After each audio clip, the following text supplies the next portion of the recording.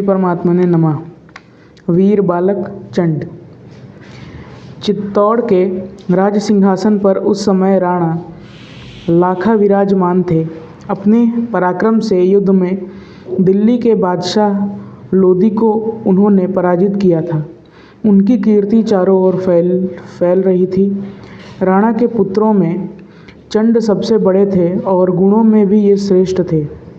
जोधपुर के राठौर नरेश रणमल्ल जी ने राजकुमार चंड के साथ अपनी पुत्री का विवाह करने के लिए चित्तौड़ नारियल भेजा। जिस समय जोधपुर से नारियल लेकर ब्राह्मण राजसभा में पहुंचा, राजकुमार चंड वहां नहीं थे। ब्राह्मण ने जब कहा कि राजकुमार के लिए मैं नारियल ले आया हूं, तब परिहास में राणा लाखा ने कहा, मैंने तो समझा था कि आप इस बूढ़े के लिए नारियल लाए हैं और मेरे साथ खेल करना चाहते हैं। राणा की बात सुनकर सब लोग हंसने लगे।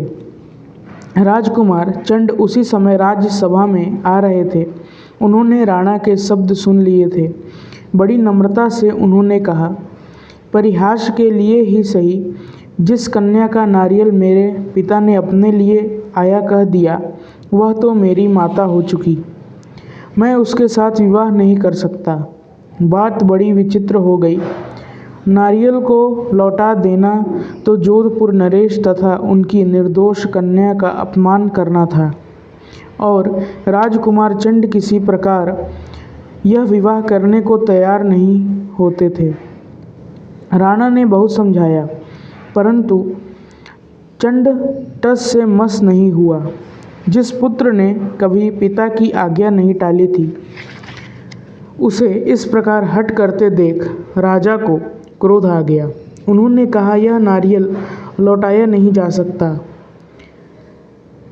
रणमल्ल का सम्मान करने के लिए इसे मैं स्वयं स्वीकार कर रहा हूँ, किंतु स्मरण रखो कि यदि इस संबंध से कोई पुत्र हुआ तो चित्तौड़ के सिंहासन पर वही बैठेगा।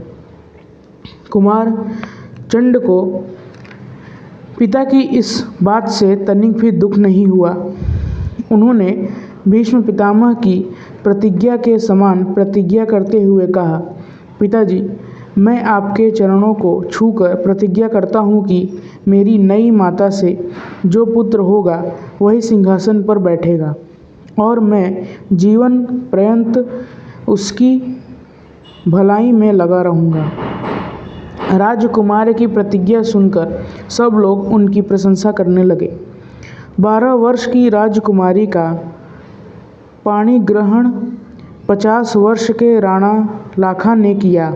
इस नवीन रानी से उनको एक पुत्र हुआ, जिसका नाम मुकुल रखा गया। जब मुकुल 5 वर्ष के थे, तभी गयातीर्थ पर मुसलमानों ने आक्रमण किया। तीर्थ की रक्षा के लिए राणा ने सेना सजाई। इतनी बड़ी पैदल यात्रा तथा युद्ध से जीवित लौटने की आशा करना ही व्यर्थ था। राजकुमार चंड से राणा ने कहा, बेटा, मैं तो धर्म रक्षा के लिए जा रहा हूँ।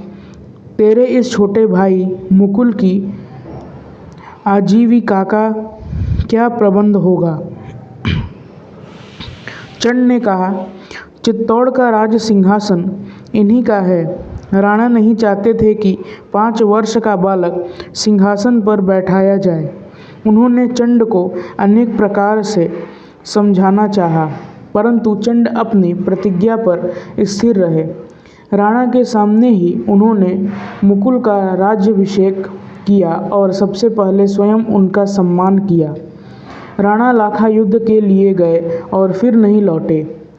राजगद्दी पर मुकुल को बैठाकर चंड उनकी ओर से राज्य का प्रबंध करने लगे। उनके सुप्रबंध से प्रजा प्रसन्न एवं संपन्न हो गई। यह सब होने पर भी राजमाता को यह संदेह हो गया कि चंड मेरे पुत्र को हटाकर स्वयं राज्य लेना चाहते हैं। उन्होंने यह बात प्रकट कर दी। जब राजकुमार चंड ने यह बात सुनी तब उन्हें बड़ा दुख हुआ। वे राजमाता के पास गए और बोले, माँ, आपको संतुष्ट करने के लिए चित्तौड़ छोड़ रहा हूँ, किंतु जब भी आपको मेरी सेवा की आवश्यकता हो मैं समाचार पाते ही आ जाऊँगा। चंड के चले जाने पर राजमाता ने जोधपुर से अपने भाई को बुला लिया। पीछे स्वयं रणमल्ल जी भी बहुत से सेवकों के साथ चित्तौड़ आ गए। थोड़े दिनों में उनकी नीयत बदल गई। वे अपने दौहित्र को मारकर चित्तौड़ का राज्य हड़प लेने का षड्यंत्र रचने लगे। राजमाता को जब इसका पता लगा वे बहुत दुखी हुईं। अब उनका कहीं कोई सहायक नहीं था। उन्होंने बड़े दुख से चंड को पत्र लिखकर क्षमा मांगी और चित्तौड़ को बचाने के लिए बुलाया। संदेश पाते ही चंड अपने प्रयत्न में लग गए। अंत में चित्तौड़ को उन्होंने राठौरों के पंजे से मुक्त कर दिया। रणमल्ल तथा उनके सहायक मारे गए तथा उनके पुत्र बोधाजी भाग गए। कुमारचंद आजीवन राणा मुकुल की सेवा में लगे रहे। ओम। खत्म हो गया। तो ये कहानी खत्म हो गया है। इस कहानी में मेरा आपसे एक प्रश्न ये है कि जैसा कि आपने देखा कि उन्होंने कहा कि ये नारियल मेरे खेलने के लिए आया है, ठीक है। तो उसने जो है उसके पुत्र चंड ने कहा कि अब ये मेरी माता हो गई है। हालांकि उसके पिताजी विनोद के लिए बोले थे, मजाक में, और उसने जो है पिताजी के विनोद को सीरियसली ले लिया और कहा कि क्या कहा कि अब वो स्त्री मेरी माँ के समान हो। हाँ। अब आप बताइए कि क्या ये सही है या गलत। एक हाँ, ध्यान से पहले अब जो चंड था उसने सही किया या गलत किया।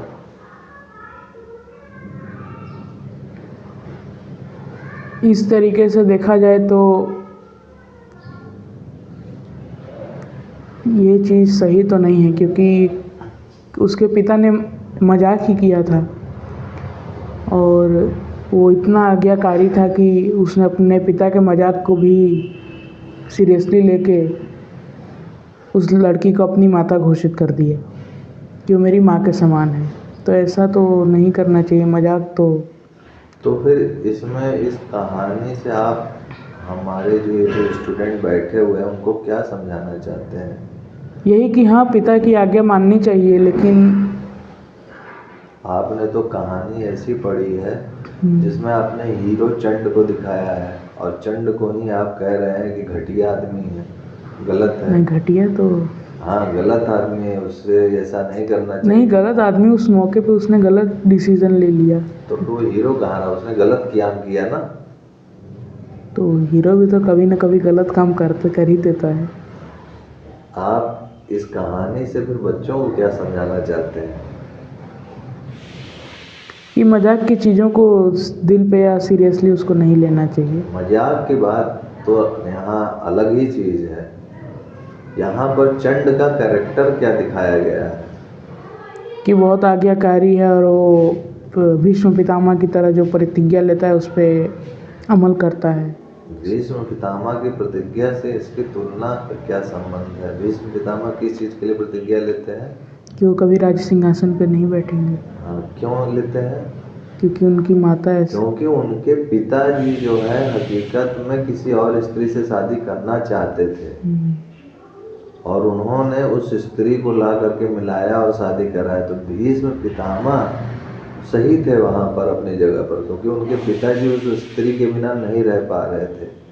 लेकिन यहाँ जो चंड ने किया वो गलत किया है। क्यों गलत किया है, क्योंकि एक 12 साल की लड़की है, 50 साल का बाप है, उससे जो है शादी करने को तुम कह रहे हो, माता कह रहे हो, फलाना कह रहे हो, बाप अनुरोध कर रहा है कि शादी कर लो बेटा कर लो। गलती उसने क्या की कि उसने एक मासूम लड़की की जिंदगी को बर्बाद किया है इसने। 12 साल की लड़की है, छोटी सी 12 साल की, बताओ, और 50 साल का आदमी है, बूढ़ा है, बाप बेइज्जती के मारे अब शादी कर रहा। कैसे वो लड़की के भी घर वाले हैं कि उससे शादी करवा रहे हैं 50 साल के बूढ़े आदमी से। और ये चंड कैसा है कि अपने आप को भीष्म पितामह की तरह तुलना कर रहा है। भीष्म पितामह की कहानी एकदम अलग है इससे, और ये अपने आप को भीष्म पितामह की तरह तुलना करता है। इसने गलती वहीं पे कर दी। फिर आगे क्या हुआ, जब उसका बेटा हुआ तो उसके पिता ने वचन किया कि प्रतिज्ञा ली कि मुकुल हुआ, फिर हाँ, कि वही राजा बनेगा। तो राजा बना दिया। बना नहीं, जब वो 5 साल का जब बच्चा हुआ तो मैं डायरेक्ट अंत में पहुंच रहा हूँ कि पूरी कहानी सुनाने की जरूरत नहीं, क्योंकि सुना चुके हो। वो जो है राजा बन गया मुकुल ना, राजाभिषेक तो इसने कर दिया ना लास्ट में, हाँ, चंड ने। हाँ। फिर क्या हुआ, वही बस इतनी कहानी थी। तो इस कहानी से शिक्षा क्या मिली, इसमें तो जो मेन हीरो है वही जो है एकदम गलत काम कर रहा है ना। तो आज के समय में ये कहानी तो एकदम फ्लॉप हो जा रही है। तो यानी इस कहानी से छोड़िए, आपको तो ये चीज समझ में आ गई कि चंड ने क्या गलती की, लेकिन हमें तो इसमें इस कहानी से चंड की विशेषताएं क्या है ये बताया गया है ना। तो क्या क्या विशेषताएं हैं और क्या आपने इससे कंक्लूजन निकाला, आपने क्या सीखा इस कहानी से? इस कहानी से तो यही सीखा कि जो भी अपना फैसला लेना चाहिए वो सोच समझ के लेना चाहिए, और दूसरे के भी उसमें देखना चाहिए कि उसकी क्या भलाई है। जैसे लड़की के बारे में उसने कुछ सोचा नहीं, अपने 50 साल के बूढ़े बाप से चुपचाप शादी करवा दिया, और उसके पिताजी भी कुछ सोचे नहीं, उसने 12 साल की लड़की से शादी कर ली। तो इससे ये गलत है, मतलब ऐसा नहीं करना चाहिए। इससे क्या शिक्षा मिली हम लोगों को? इससे यही शिक्षा मिली कि जैसे अपने से इतना गैप है 12 साल 50 साल के बीच में, तो ऐसी स्त्री से विवाह तो नहीं करना चाहिए। और दूसरा, हाँ ठीक है, चंड ने ये गलती तो की, ये तो हो चुका डिस्कशन। ये बताइए कि चंड के कैरेक्टर से आपने क्या शिक्षा अर्जित की? कि वो अपने बात पे अमल करता था, और अपने पिता ने जैसे आज्ञा की कि मेरे राज्य को तुम संभालो और रक्षा करना मेरे पुत्र का जो राजा बनेगा, तो उसने अपने पिता की भी बात मानी। और जब उसकी माँ ने उसको महल से निकाला तो अपने पिता की भी उसने माता का भी सम्मान किया और वो चला गया। तो इससे हम ये सीखते हैं कि अपने माँ पिता का सम्मान करना चाहिए। अच्छा, मेरा दूसरा प्रश्न आपसे ये है अनंत जी कि अगर आप चंड की जगह होते तो क्या करते?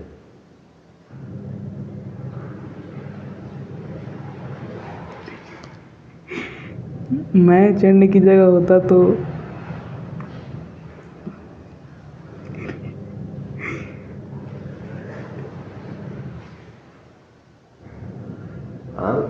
विचारिए, बताइए कि आप अगर चंड की जगह होते तो क्या करते? अगर वो नारियल पिताजी ऐसे बोल रहे होते तो आप क्या करते? तो अपने पिताजी से इसकी चर्चा करता इस बारे में। और मतलब क्या करते चर्चा में? पहली बात तो आप इतना सोच ही ना पाते। पिताजी ने बोला है इतना, आप सोच पाते क्या? ठीक है, पिताजी जहाँ वो कहते तो शादी कर लेते ना। तो ये सब बोलो कि तुम क्या करते उसकी जगह रहते तो जैसे पिताजी ने कहा कि मैं मजाक कर रहा था, उसको ऐसा मत करो, शादी करो, तुम्हारे लिए आया है नारियल, तो वो मैं स्वीकार कर लेता अगर उसकी जगह होता तो। चलिए ठीक है।